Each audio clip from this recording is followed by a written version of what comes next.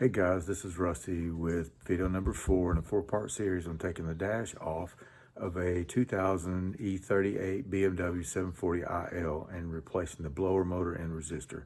Please like and subscribe if this works for you. Thank you. Okay, trying not to get ahead of myself here. So here are the side pillars, airbag cover pieces back on. They just slide in there, and one Torx bit over that. You probably would have seen that when I took it off. And the next thing is the airbag and the airbag cover. So there were little standoff brackets that bolted on first, and then you can see this metal support piece. It looks like that its job is just to keep the cover from flying off maybe and hitting someone. You can see it's like seatbelt material on it.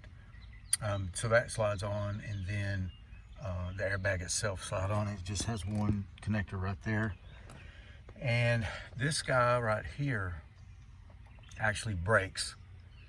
It's what really holds the airbag in. I believe when I was disassembling this, we showed you that. The only thing we know to do is, that's probably a reuse, not a reuse piece. So probably just put a drop of super glue on that, and it should, you can see the piece that's left in there. Hopefully we'll just get a little bit of super glue between that and the other, and it should be enough, hopefully, of a bond to keep this piece from going anywhere. And obviously if the airbags did deploy, it would not be something that would keep it from coming off, as the plastic itself breaks away. So, but that's where we are. Next, after that, probably we'll go to this panel over here underneath the steering wheel and the footwell. And after that, probably the radio. I say radio, that's crazy. It's a radio, but the crazy thing is, and I may show you this, you can put the key, when I put the key in, put the battery back on and put the key in to lower the steering wheel to have room for the speedometer cluster, the radio was on. Now, how can the radio play with the unit not being in there? My wife listens to country. It was a country station. I don't remember the call letters, but so does that mean that this piece that goes in here is really not the radio, but maybe just some control module, something that the tuner itself is maybe a module that's in? There's modules, I believe, underneath the back seat, and underneath in the hood on the passenger side, right close to the firewall. There's fuses and relays in there, but I think there's some modules in there also. So something to think about. I was really kind of freaked out when the radio came on, and there's, as far as I'm concerned, no radio in there. Interesting. Okay, so I got the parking brake handle back in there. That's not something you would normally take off. This one kind of has like a little finger contoured plastic place for your fingers to rest or whatever, and that on this one, that one had come out, so I took this opportunity to glue that back on there. So it just has a little circle, well, kind of looks like this, and you drop the parking brake cable, has a little round cylinder crimped onto the end of the cable, so you just slide it into that circle and kind of, at an angle, so that it goes, the little open part is where the cable would go through, then it kind of turns, and that keeps it on there. And then you got 1, 2,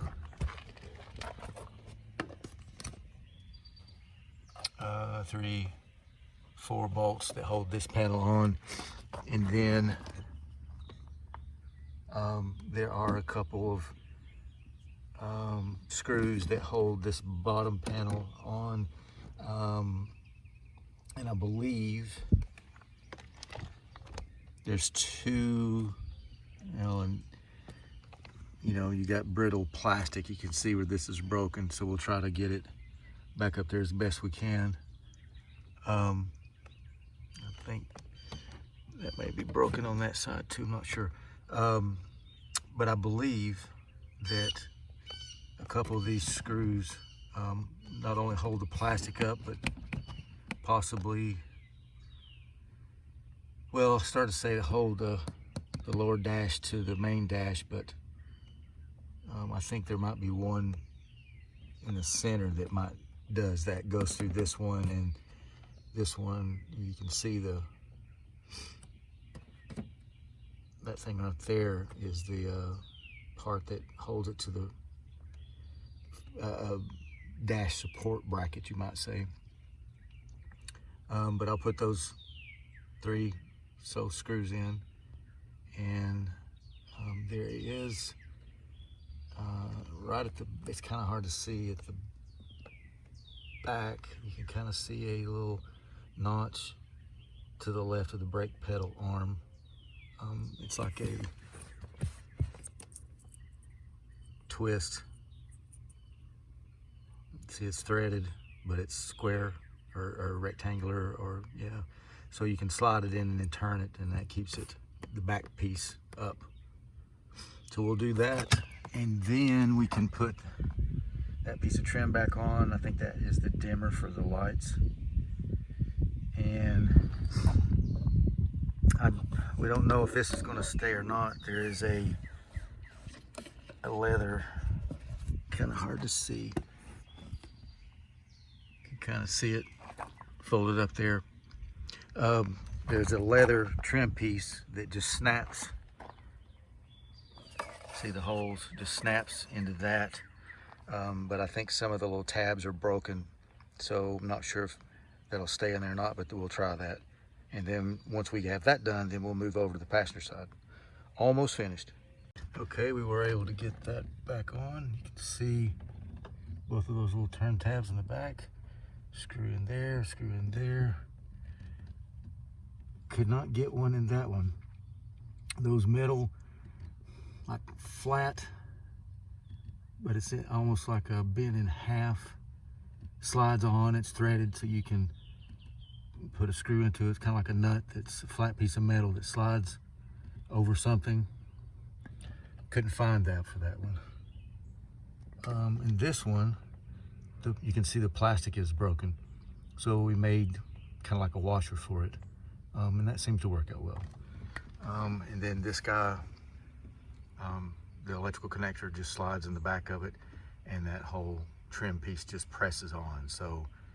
So far as we can tell, next thing is to try to get that leather piece clicked back down to cover up that hole. Short of that, then the driver's side is done, and then we'll move over to the passenger side, which is the glove box, and then the radio, and then that piece of burlwood trim over there, and then everything should be finished. Okay, well, we decided to go ahead and do the radio / computer next. We wanted to show you these connectors. So here's one of those connectors. Slides in this way. You see the little teeth on this lever. When it turns, it pulls it down in there, and then it clicks at the top, and it's locked in. So a very unique connector, but there again, BMW, color codes them. You got a white one and a blue one, and a white one and a blue one. They can only go in one way. They slide in and click in, and they can't come out. Okay, so we were able to kind of wedge the radio between our knee, and here is the connector. So it goes in like this. Like I say, we can only go in one way. You got the tab, slide it in, push it, and it's clicked in by that tab. It can't undo, and it's that simple. We wanted to show you that on the speedometer gauge cluster is the same type, but there's 3 connectors on that one, a white one, a blue one, and a black.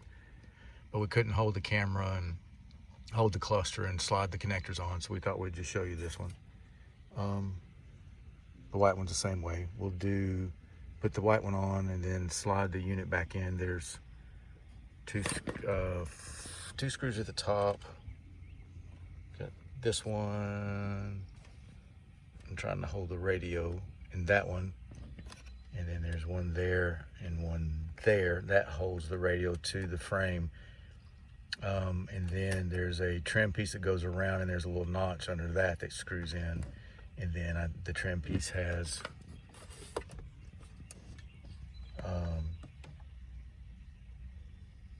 let's see, the radio faceplate has, see that, oh, can't hold it and point it, that right there, screw hole on that side, and there's one on the other side, and that's what keeps a little trim ring in. And then the radio / computer will be back in the dash. Okay, well, we were able to get the radio put in and the trim bezel put around it. Really, the screw that's right up here, it's really hard to get to. You can't really see it unless you stand on your head. So that was a little bit of a struggle, difficult to get that in. And then the next thing is this guy, and it just, trim piece just presses on here. If I can get it lined up. There it goes. And we were able to get the leather piece for the steering wheel gap put on there, but one of the tabs is broken and the other 3 don't really, you know, kind of like it's a round post that's split in the middle and has 2 little barbs on either side of the split. So, you know, it allows the split allows them to spring together to slide through the hole. Then the plastic's supposed to spring back apart to keep it from coming out. Well, you know, the plastic over years loses its springiness or whatever, and it just doesn't stay well. So we may have to come back and put, you know, a little dab of super glue here and there along the line, or something just minor just to keep it in place. Nothing to worry about right at this moment. So looks like the next thing to do is put the panel that goes above the glove box on, and then put on, well, we may have to do the trim piece first and then the panel. I think the 2 trim pieces first and then the panel, because I don't know that we can get to those odd looking triangle cone shaped nylon or plastic washer or nuts that hold the trim pieces on. So probably have to do the 2 trim pieces and then the top part of the glove box that has the light in it, and then slide the shock and the strap onto the little pins there and there, and put the little retaining clips on there, and I think that'll be it. So put the camera down, put that on, and check back in. And there you have it, folks. The only thing is this right here. Looks like that little tab that's a one-use tab. I tried to put some super glue on it and it's not hitting it, so that's something I'll work with later. That's not a big deal. And then this panel over here has been, I guess someone has tightened it up too tight. There is a, right here, so there's a plastic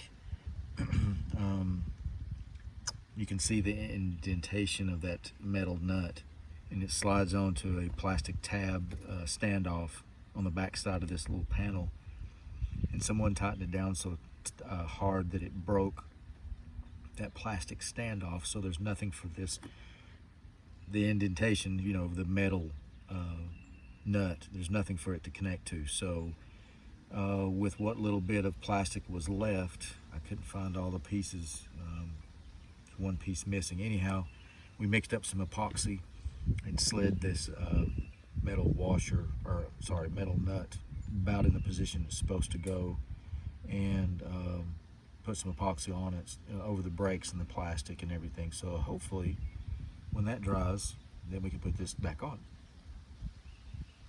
All right, well, the next thing to do would be to hook up the battery and make sure everything works. So we will do that and check back in.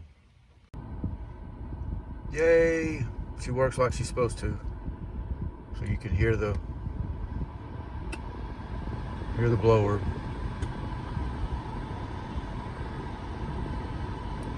It's still crazy how one motor, and they have two separate climate controls as far as speed and things, but everything's good. I'm gonna go take a test drive and edit the video. Thanks for your patience. Like the channel, subscribe, please. I know this is maybe not the ideal video, but I'm just getting started. Don't have anybody to help me, so it's just me right now just using my iPhone. And but hopefully as more videos come, and maybe